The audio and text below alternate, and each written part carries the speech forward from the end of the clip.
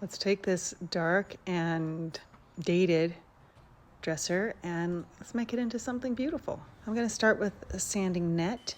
I'm going to strip the top. That's already my plan. I don't have a complete plan for the rest of it, but this is a 80 grit sanding net.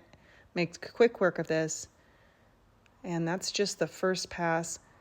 I was able to use that because this is solid wood. See all those lines? That's solid wood. I'm going to take all the drawers out and number them. That's really important. Sand. This is a veneer, so I have to be a little more careful here. The sides of the drawers have all kinds of stain and gunk on them, so I'm going to sand them all down.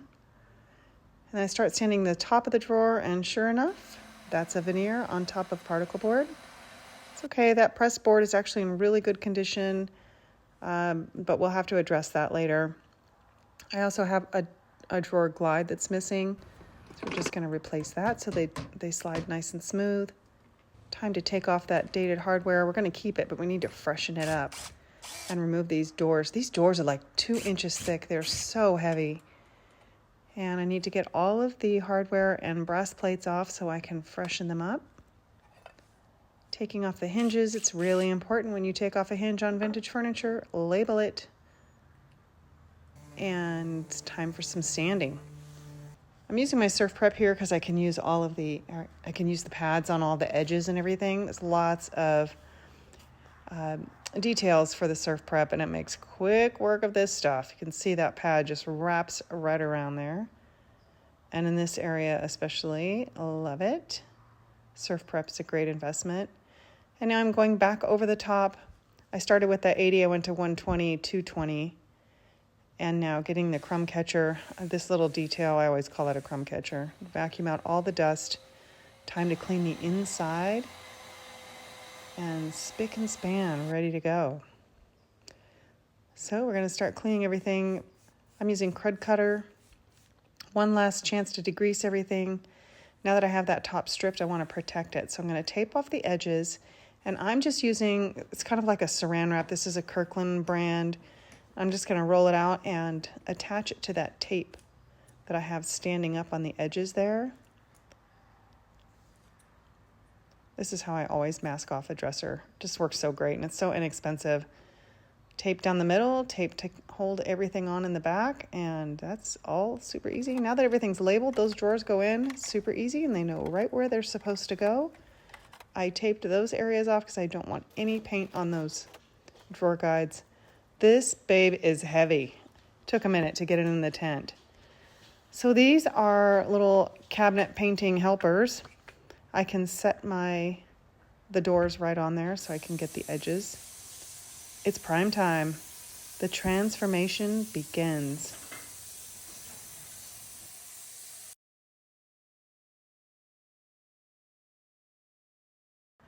A nice coat of primer reveals all of these areas that need caulking. They just really pop out once you prime something.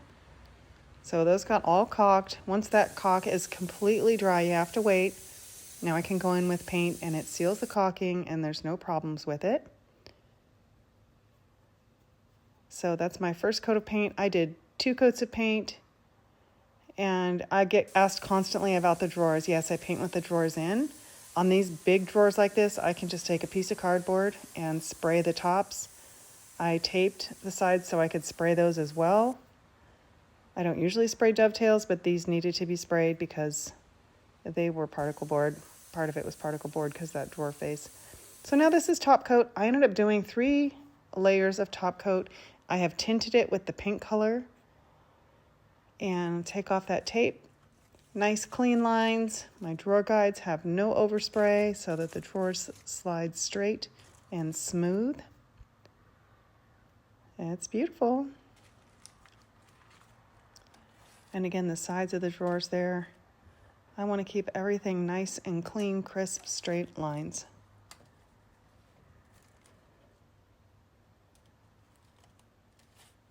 Perfect.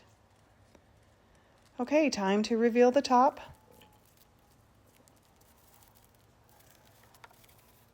It's in great shape. Now we're ready to do something with the wood here. I am using the Country Chic paint in the color Soiree. and I'm making a paint wash. So you see there's no measuring. It's a little of this and a lot of that. It's more water than it is paint, and I like to thin mine quite a bit because I'm going to brush it on and I'm not going to wipe it back. So I'm using probably either 5 or 6 parts of water to 1 part paint. And you see it just puts a thin layer on. You don't need a lot. I could make it thicker and, put it on and wipe it off, but this is how I like to do it, and here it is all nice and dry. It just really toned everything down. Okay, remember those tops of the drawers that were particle board? This is how we have to address them. This is called edge banding. I bought this right on Amazon. It's a thin layer of wood that's made specific for this, and you see it has an adhesive already on the back. It's not sticky at all because you activate it with heat. So we're going to put it right on the top, and I'm going to line up the front edge because that's the one I know is going to be super straight. I'm going to trim the back, but I want the front to be straight, so that's the one I line up.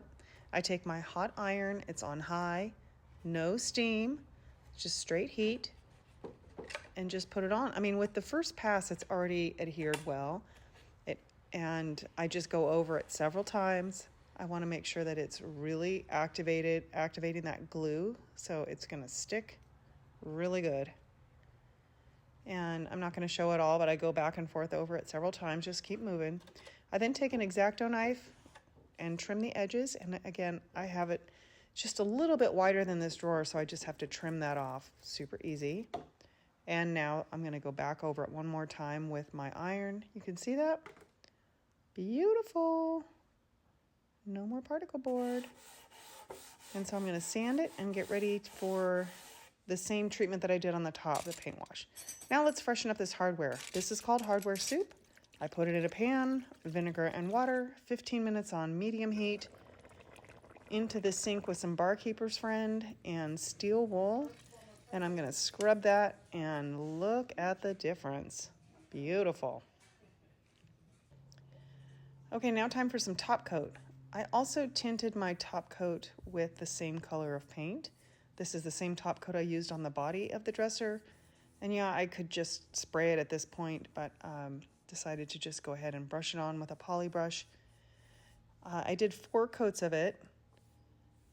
So I like to do lots and lots of coats on the top because I want it to be very durable.